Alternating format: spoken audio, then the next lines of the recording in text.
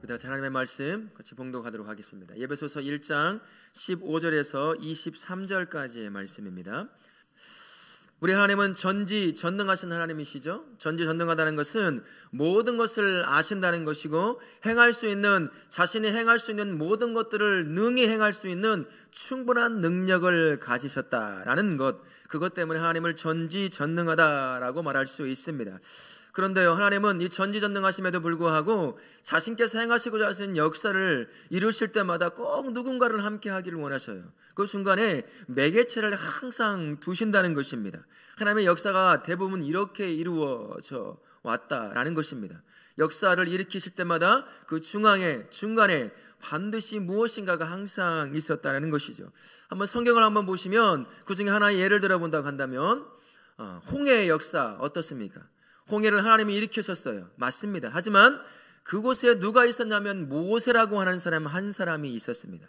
모세의 지팡이가 있었고요, 하나님께서 만드신 자연 만물 중에 동풍이라고 하는 바람이 있었습니다. 그 동풍을 통해서 홍해바다를 가르시고 진척과 같은 그러한 바다 땅을 마른 땅이 되게 하셔서 200만이 넘는 이스라엘 민족을 그 땅을 걸어 넘어가게 하셨다는 것입니다.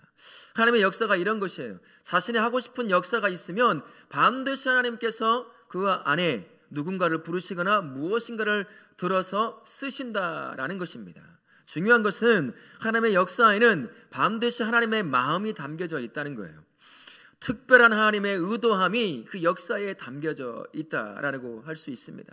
세상을 향한 하나님의 마음, 세상을 향한 하나님의 의도가 하나님이 행하시는 누구를 통해서 행하시든 간에 그 역사에는 항상 하나님의 세상을 향한 간절한 의도와 마음이 담겨져 있다는 것이죠.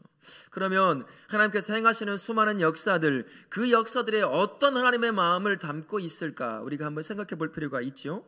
하나님의 관심은 죄로 고통당하는 자신의 형상으로 만들어진 사람들에게 온통 관심이 있으셔요. 죄로 인하여 고통 가운데 허덕이는 그들을 향한 하나님의 마음, 그것이 하나님의 관심거리다라는 것입니다. 세상을 향하여 하나님이 가지고 계신 그 마음, 죄로 인하여 끝없이 아픔과 고통과 죽음 가운데 살아가는 이 세상, 특별히 하나님의 형상으로 만들어진 인간들을 다시 회복시키고자 하시는 것이 그 하나님의 간절한 마음이고, 역사하시는 그 역사에 그런 하나님의 간절한 마음이 다 담겨져 있다는 거예요. 그것을 잘 표현한 말씀이 요한복음 3장 16절 말씀입니다. 우리 같이 한번 읽어보겠습니다.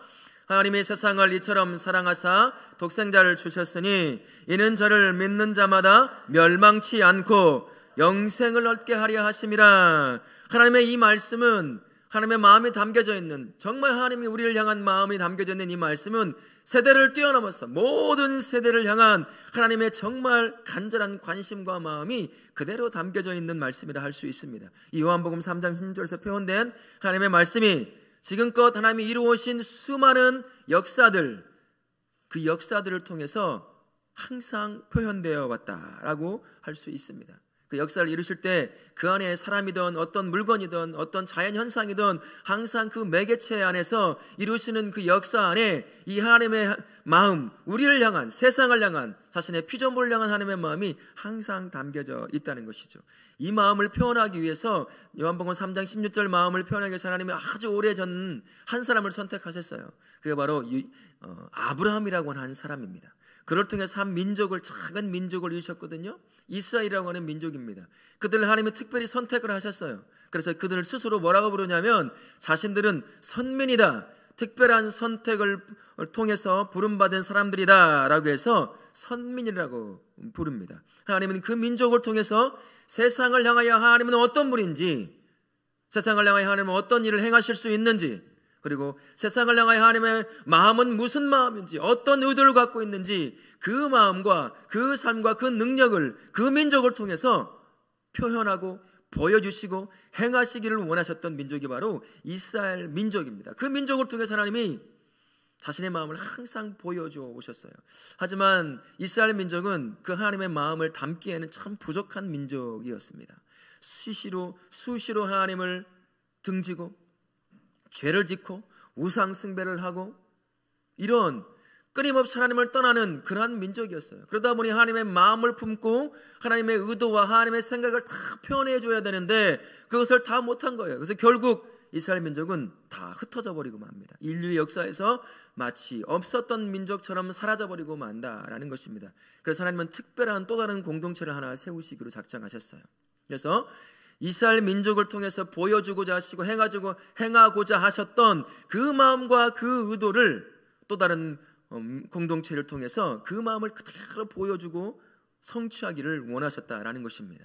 하나님은 때가 되어서 독생자이신 예수 그리스도를 통해서 창세기 3장 15절 말씀, 그 예언의 말씀을 성취하시기 시작합니다. 창세기 3장 15절 말씀에 이렇게 되어 있습니다. 같이 한번 읽어보겠습니다.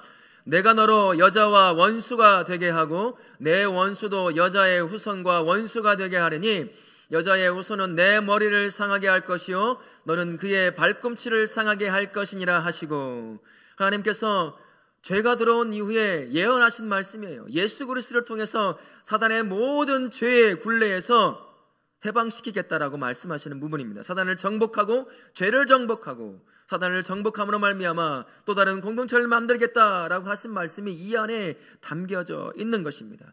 예수 그리스도가 십자가에서 이루신 그 죄에서의 자유함과 해방함과 그 구원함으로 말미암아 새로운 공동체가 세워지게 됩니다. 하나님은 그 공동체를 통해서 지금껏 가지고 계셨던 그 하나님의 마음, 이스라엘 백성을 통해서 다 표현 못한 그리고 다 행하지 못한 그 마음과 그 능력을, 그 의도를 이 새로운 공동체를 통해서 다 보여주기를 원하셨던 거예요.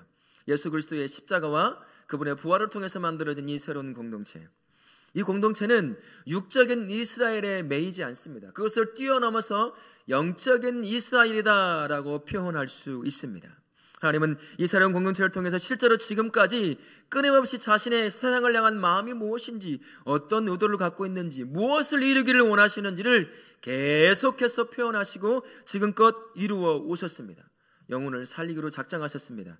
그래서 그 공동체를 통해서 수많은 영을, 셀 수 없는 수많은 영혼들을 살려 오셨어요. 구원하셨다는 것입니다. 이 공동체를 통해서 수많은 사람들의 인생을 윤택하게 만들고 그들로 하여금 복된 인생을 살게 만드신 것이 바로 이 공동체를 통해서 이루신 것입니다. 이 새로운 공동체가 예수님을 머리로 하는 그의 몸인 교회 공동체라 할 수 있습니다. 하나님은 이 공동체를 통해서 하나님의 마음을 온통 보여주셔 오셨어요. 분명히 드러내 보여주셨습니다. 이 땅을 향한 하나님의 마음이 뭔지, 이 교회를 통해서 어떤 일을 이루고 싶어 하시는지 분명히 보여주시고 많은 역사들을 이루어 오셨다라는 말씀입니다. 교회 공동체를 통해서 하나님의 마음인 회복에 관한 이야기를 끊임없이 해오셨어요. 그리고 수많은 영혼들, 그 영혼들을 구원을 통해서 회복하는 역사를 이루어 오신 것입니다. 하지만 세상은요, 이것을, 이 진리를 받아들이려고 하지 않습니다. 지금도 마찬가지고 이전에도 마찬가지였습니다. 지금은 다양한 용어들을 통해서 말을 합니다만 종교 다원주의라고 얘기해서 교회 밖에도 구원이 있다, 회복이 있다, 진정한 변화가 있다라고 주장합니다. 모든 종교가 모양은 다 다르지만 결국에는 구원이라고 하는 하나를 향해서 나아가는 것 아니겠느냐, 다 똑같다, 이런 말을 하는 거예요. 하지만 성경은 분명하게 말씀합니다. 요한복음 14장 6절에서 이렇게 말씀합니다. 예수께서 이르시되 내가 곧 길이요 진리요 생명이니 나로 말미암지 않고는 누구에게요? 아버지께로 올 자가 없느니라 라고 말씀하시는 것입니다. 다른 말로 표현한다고 한다면 주님의 몸된 교회를 통해서만 하나님의 마음인 구원하시고 회복시키고자 하시는 그 마음이 보여지는 것이고 그 마음이 성취가 되는 것이다 라고 말씀하는 것입니다. 이 진리 때문에 교회가 많이 어려움을 당하기도 해요. 야, 너희 교회만 어떻게 구원이 있느냐, 다 똑같은 종교고 다 모양만 다를 뿐이지 왜 이렇게 앞뒤 꽉 막혀 있니? 그러니까 핍박을 당하는 것이고, 그러니까 우리 식으로 말한다고 한다면 왕따를 당하는 건 아니겠느냐라고 그렇게 배척하고 핍박하는 역사들이 참 많이 있었습니다. 하지만 진리가 이것인데 어떻게 하겠어요? 하나님께서 말씀하십니다. 예수님을 통해서, 예수님의 몸된 교회를 통하지 않고는 아버지께로 갈 자가 없다라고 분명하게 말씀하셨어요. 이게 진리입니다. 그러니 우리는 진리를 붙잡고 나아갈 수밖에 없다는 거죠. 그러다 보면 때로는 어려움을 당하기도 하고 핍박을 당하기도 하고 고지식하다, 꽉 막혔다, 그렇게 배척을 당할 수도 있는 것입니다. 하지만 진리를 붙잡고 나아가는 것이 성도요 교회라는 사실 잊지 않을 수 있길 바랍니다. 진정한 회복을 할 수 있을 그 구원은 예수님을 구주로 고백한 믿음의 공동체를 통해서 이루어진다는 이 진리는 결코 변함이 없습니다. 이 진리를 굳건히 붙잡고 사실 수 있기를 예수님의 이름으로 축원합니다. 아멘.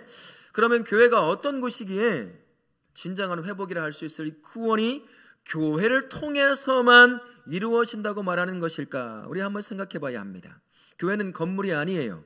언젠가 우리 24주년이죠? 24주년 창립 기념일에 영상 하나 만들었잖아요. 교회는 건물이 아니야.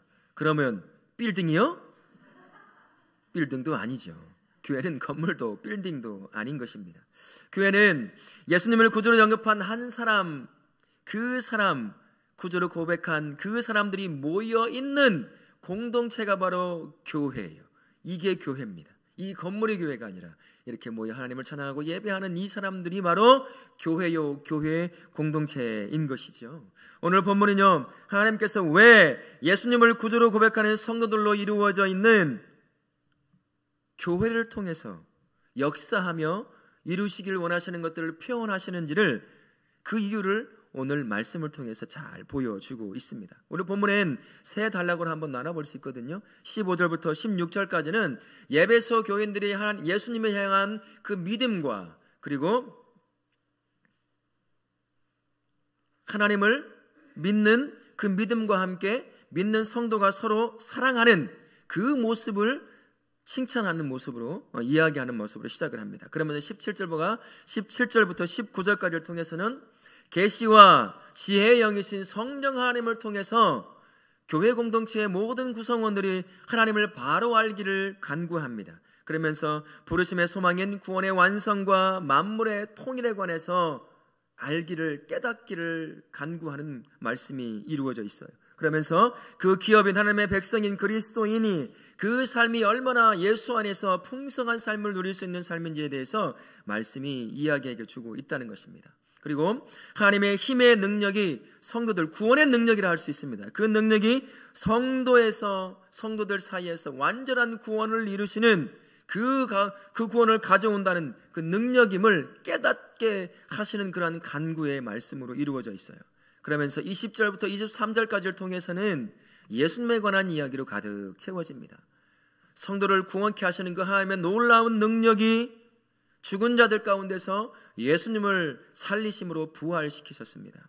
그리고 그분을 하나님의 우편에 앉히셨다라고 말씀하셔요.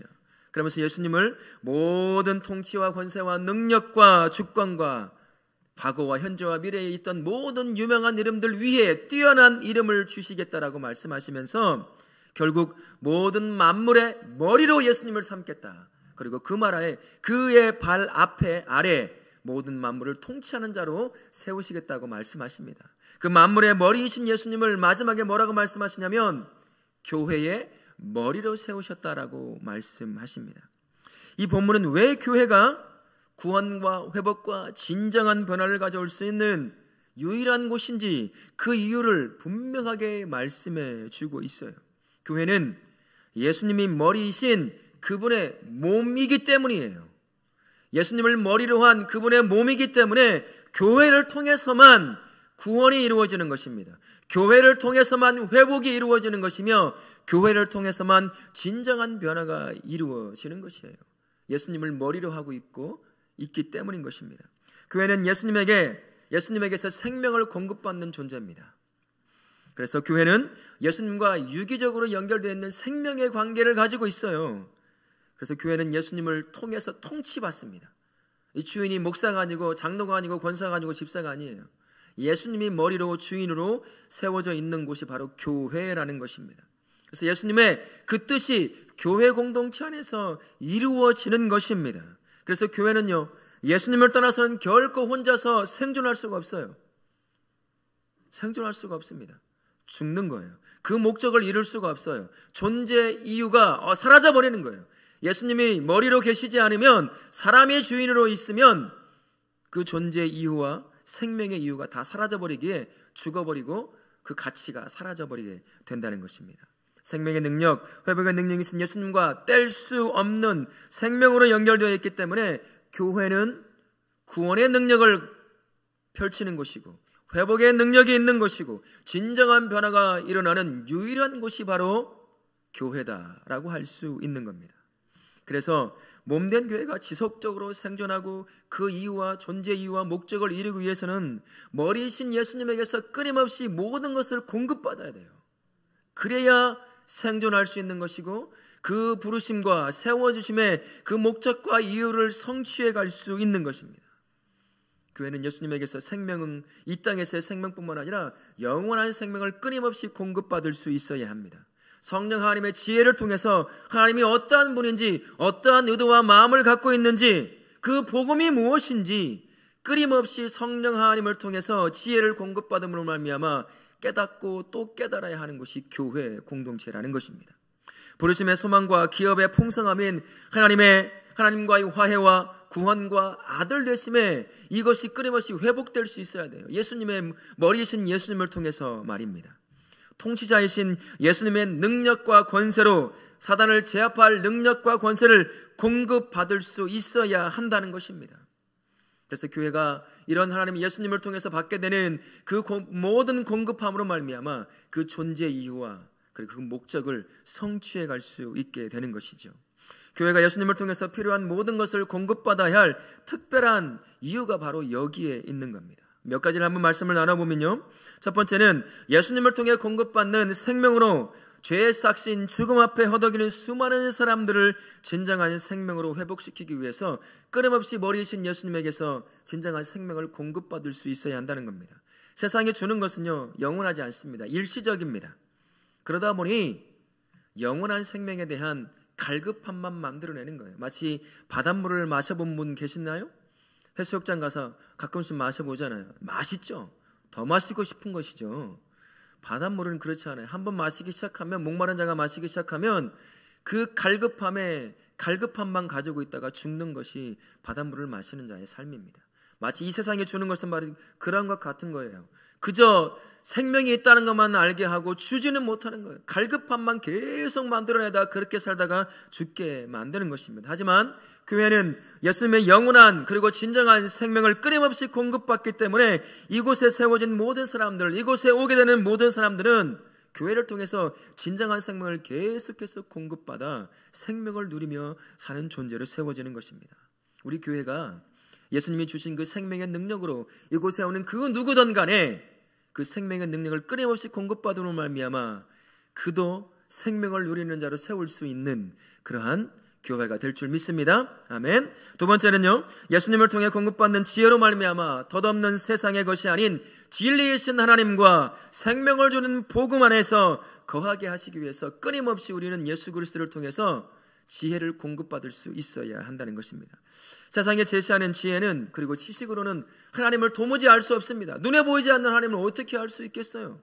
세상에 가지고 있던 수많은 지혜를 가지고 지식을 가진 수많은 사람들은 눈에 보이지 않는 하나님 계시지 않다, 없다라고 말을 합니다. 없는 것을 증명해내려고 온 인생을 투자하는 것이 세상의 지혜와 지식을 갖고 있는 사람들의 삶이에요.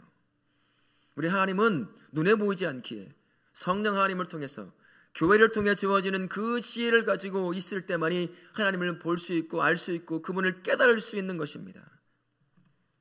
세상에 주는 지혜와 지식으로는 생명의 복음을 이해할 수도 없고 받을 수도 없고 누릴 수도 없습니다. 그게 뭔지도 모르니까요. 저와 우리가 그런 삶을 살아왔어요. 그러다 어느 순간 교회를 통해서 주시는 성령의 지혜 가운데 복음이 무엇인지, 그게 어떤 능력이 있는지, 왜 받아야 되는지 그제서야 깨닫고 받고 그 복음의 능력을, 생명의 능력을 지금 누리고 있는 것입니다. 세상의 지혜와 지식으로는 이룰 수가 없는 것이죠. 머리이신 예수님을 통해서 끊임없이 성령의 지혜를 받음으로 말미암아 하나님을 알고 그리고 복음이 무엇인지 알고 누릴 수 있게 해야 한다는 것이죠. 오늘 교회를 통해서 받게 되는 성령 하나님의 그 지혜를 통해서 진리이신 하나님을 보게 되며 또한 복음의 그 생명의 능력을 깨닫고 받음으로 말미암아 풍성한 생명을 누릴 수 있도록 만드는 그 교회, 그 교회가 바로 우리 교회가 될 줄 믿습니다. 아멘. 또 한 가지로는요, 죄로 단절되었던 하나님과의 관계를 회복시키기 위해서 머리이신 예수님에게서 끊임없이 그 능력을 공급받을 수 있어야 한다는 것입니다.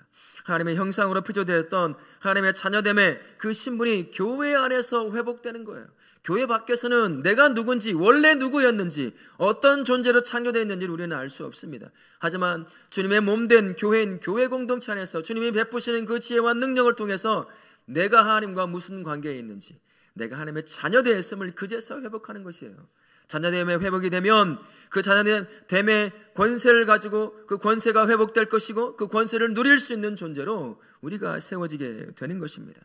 교회는 바른 복음을 선포함으로 말미암아, 그 메시지를 선포함으로 말미암아 죄론에 깨져버렸던 하나님과의 관계가 회복되어서 자녀됨의 신분이 회복됨과 동시에 그 자녀가 갖고 있는 권세의 능력이 회복되고 그 권세를 누리는 존재로 세우는 것, 그게 바로 교회인 것입니다. 우리 교회가 이곳에 오는 수많은 사람들, 다음 세대 그 누구든 간에 이 우리 교회에 오는 그 누구든 우리를 통해서, 교회를 통해서 공급받는 지혜와 능력으로 말미암아 하나님의 자녀됨의 그 신분이 회복되고 그 신분이 주는 권세가 회복되는 그러한 교회가 될 줄 믿습니다. 아멘. 마지막 하나 더 말씀을 드리면, 사단과 죄의 모든 압제에서 해방시키기 위해서 능력을 끊임없이 공급받아야 합니다. 이 땅은 여전히 하나님의 통치 가운데 놓여 있어요. 그럼에도 불구하고 예수님께서 다시 오실 그때까지 사단은 여전히 역사하며 주님의 백성들을 끊임없이, 사람들을 끊임없이 죄 가운데 무너뜨리고 가고 있습니다. 구원받은 저도 마찬가지예요. 우리도 마찬가지입니다. 얘는 여전히 죄를 품고 살아요. 육신의 생각을 쫓아 살아가는 존재가 우리입니다. 그러다 보니 사단의 그 꼬임에 넘어가서 이 욕심에 쫓아다 살다 보면 죄 가운데 빠지고 넘어지고 수없이 많은 고통과 아픔 가운데 누이는 것이죠. 그 뒤에 우리가 결코 우리의 능력, 우리의 지혜와 지식으로 이길 수 없는 사단이라고 하는 영적인 존재가 있어요. 그 사단이 끊임없이 우리로 하여금 죄 가운데 주저앉게 만드는 것입니다. 교회는 이런 사단과 죄의 공격에서 예수님을 통해 받는 그 권세와 능력으로 이 죄를, 사단의 권세를 무찌르고 짓누를 수 있어야 하는 거예요. 우리 능력으로 되지 않습니다. 우리 권세로 되지 않고 우리의 지식과 지혜로 되는 것이 아닙니다. 예수님께서 십자가에서 이루신 생명의 그 능력과 회복의 그 능력을 힘입을 때, 그때만이 사단의 권세에서 자유로울 수 있고 해방될 수 있는 것입니다. 우리 교회가 예수님이 주신 그 생명의 능력과 십자가의 그 회복의 능력을 통해서 이 교회 안에 들어오는 모든 생명들을 그 능력으로 자유케 만들 줄 믿습니다. 우리는 그런 교회가 되어야 할 것입니다. 이처럼 교회는 예수님의 능력으로 세상에 줄 수 없는 진정한 회복과 구원이 일어나는 곳이 바로 이 교회라는 사실을 믿으시고 붙잡으실 수 있기를 바랍니다. 아멘. 그래서 사도 바울은 23절, 오늘 본문 23절에서 예수님의 몸인 교회가 예수님에게서 끊임없이 모든 능력을 공급받을 때 이렇게 표현되어 말합니다. 만물 안에서 만물을 충만케 하시는 이의 충만함이니라 라고 노래하는 것입니다. 교회는요, 예수님의 회복시키신 그 능력으로 언제나 충만하게 채워져 있어요. 예수님의 생명과 지혜와 진리와 권세가 예수님의 몸된 교회 안에 끊임없이 공급되어져 채워지는 곳이 바로 예수님의 몸된 교회다라는 것입니다. 이 때문에 교회에 속하 있는 모든 사람들은 그의 삶의 형편과 상관없이 때로는 죄 가운데 넘어진다 할지라도 예수님의 그 회복시키는 능력, 생명의 능력으로 채워져 있는 교회 안에 오게 되면 다시 회복되는 것이에요. 다시 생명으로 다시 회복되어서 자신이 부름받은 삶의 현장으로 다시 나아갈 수 있게 되는 것입니다. 이 때문에 성도는 지속적으로 예수님의 그 회복의 능력, 구원의 능력, 생명의 능력을 누리기 위해서 예수님의 구원과 회복이 가득 채워져 있는 이 교회를 어떤 시기든 가장 가까이 하려고 애를 써야 하는 것입니다. 우리 모든 성도님들은 모이기를 힘쓰시길 바라요. 대답 좀 해보세요. 모이기를 힘쓰시길 바랍니다.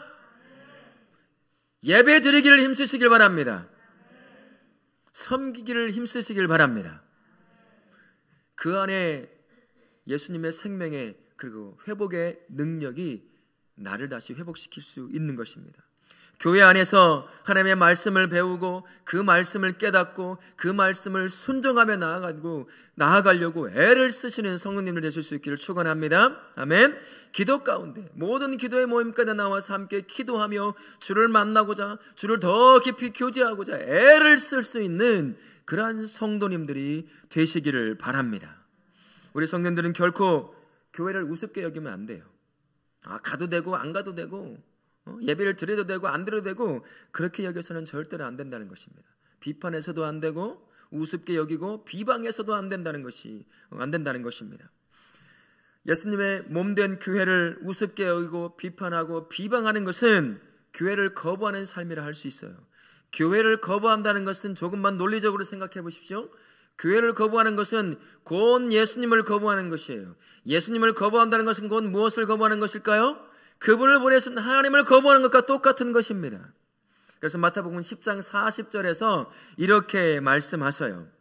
너희를 영접하는 자는 나를 영접하는 것이요, 그 다음 같이 읽겠습니다. 나를 영접하는 자는 나를 보내신 이를 영접하는 것이니라 라고 말씀합니다. 교회를 가까이 하는 삶은 예수님을 가까이 하는 인생이에요. 예수님을 가까이 하는 인생이라는 것은 하나님을 가까이 하는 인생인 것입니다. 정반대로 말을 한다면 교회를 비방하고 우습게 여기고 하찮게 여기는 인생은 예수님을 하찮게 여기고 비방하는 것이며 우습게 여기는 인생이에요. 결국 그분을 보내신 하나님을 우습게 여기고 비방하고 하찮게 여기는 존재의 삶이라 할 수 있는 것입니다. 그래서요, 성도는 어떻게 해서든지 간에 주님의 몸된 교회를 항상 가까이 하려고 애를 써야 하는 겁니다. 그러다 보면 교회의 연약함이 보일 수 있어요. 우리는 다 연약한 존재들이 모여있기 때문입니다. 여전히 죄를 품고 있는 구원받은 죄인들이 모여져 있는 곳이 교회의 공동체이기 때문에 밖에서 바라보면 때로는 불협화음도 나고 싸움도 일어나고 이런 것들이 있어요. 좋지 못한 모습들을 보여줄 때도 참 있다는 거예요. 우리가 구원받은 죄인이기 때문이에요. 완벽하지 않기 때문입니다. 이런 연약한 존재, 이렇게 티격태격 싸우고 갈등을 일으키고 사회에 좋은 모습을 보여주지 않는 그런 때도 있지만, 그럼에도 불구하고 교회는 예수님의 몸입니다. 그래서 예수님을 머리로 한 몸이기에 끊임없이 예수님의 놀라운 생명의 능력과 회복의 능력을 계속 공급받고 있는 곳이 바로 교회라는 곳이에요. 그래서 그런 연약함이 보인다 할지라도 성도는 항상 교회를 가까이 해야 돼요. 그래서 그 안에서 예수님의 회복과 생명의 능력으로 계속해서 생명으로 다시 회복되며 무너졌던 삶의 부분들이 회복되는 그런 삶을 살아서 다시 삶의 현장으로 나아갈 수 있어야 하는 것입니다. 우리 모든 성도님들은 언제나 예수님의 생명과 그리고 회복이 충만한 교회를 가장 가까이 하실 수 있기를 예수님의 이름으로 축원합니다. 아멘. 교회를 통해 예수님의 회복에 그리고 생명의 능력으로 다시 회복되어서 삶의 현장으로 나가서 이제는 다른 사람과 주변을 회복시키는 그러한 삶으로 우리가 세워져야 할 것입니다. 우리 다락계 모든 성도님들은 바로 그렇게 세워지실 수 있기를 축원합니다. 아멘.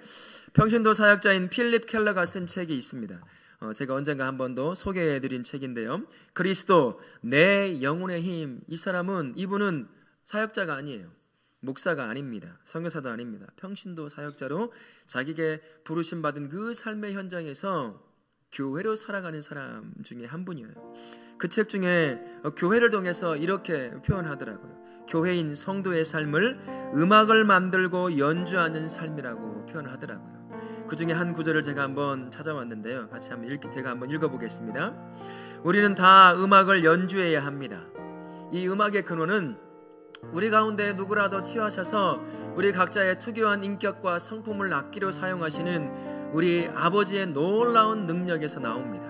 작곡의 거장이신 그리스도께서는 그분에게 엄청난 기쁨과 만족을 드리는 화음과 멜로디, 기쁨의 노래를 우리에게서 이끌어내실 뿐만 아니라 우리의 삶의 음악은 다른 사람에게도 순전한 기쁨이 될 수 있게 하십니다. 주님을 위해 음악을 만들어내는 즐거운 마음이 단지 내 영혼만을 풍요롭게 하고 회복시키기 위한 것이 아닙니다. 그것은 또한 우리 아버지께서 다른 사람들을 그분 자신에게 이끄는 데 사용하시려고 하는 달콤한 소리이며 멋진 멜로디입니다. 주님은 우리의 멜로디를 사용하여 우리 주변에 지치는 사람들의 짐을 덜어주고 상처를 치유하시며 용기를 불어넣어 주십니다. 참 멋진 표현인 것 같아요. 주님의 몸된 교회를 향해서 노래로, 음악으로 표현하는 것이죠. 예수님의 몸된 교회는 지치고 상처받고 죄, 고통 가운데 주저앉은 수많은 사람들을 회복시키기 위해서 사용하시는 가장 감미로운 음악이요, 노래인 것입니다. 우리 안에 상처도 있고 다툼도 있고 참 연약한 모습이 보이지만 그럼에도 불구하고 생명의 능력과 회복의 능력을 노래하는 곳, 그래서 많은 사람을 회복시키는 곳, 그것이 바로 예수님의 몸된 교회다라는 것입니다. 그리고 성도는 살아 움직이는 교회죠. 그래서 세워진 삶의 그 현장에서 회복의 노래, 생명의 노래가 되어서 삶을 살다 보면 지쳐있는 수많은 사람들을 만나잖아요. 죄에 찌들어 넘어져 있는 사람, 죄가 죄인지도 모르고 그 죄를 쫓아가는 수많은 사람, 죽음을 향해 나아가는 그 사람들에게 생명의 노래, 회복의 노래가 되어서 그들을 하여금 생명을 누리게 하고 회복을 누리게 만드는 것, 그것이 바로 살아 움직이는 교회로 내가 세워진 삶의 현장에서 살아가야 될 교회의 모습인 것입니다. 그래서 예수님의 몸된 교회는 성도를 향한 회복의 장소이기도 하지만 교회는 죄로 고통당하는 세상을 회복하는 노래가 되는 곳, 음악이 되는 곳이 주님의 몸된 교회가 되는 것입니다. 진정한 회복을 노래하는 유일한 곳이 바로 교회인 것이지요. 우리 성도님들은 예수님의 회복의 능력으로 가득 찬 교회를 언제나 가까이 하심으로 말미암아 회복의 큰 능력을 항상 충만히 경험하실 수 있길 바랍니다. 뿐만 아니라 그 회복의 능력으로 지친 사람들을 회복시키시길 예수님의 이름으로 축원합니다. 아멘.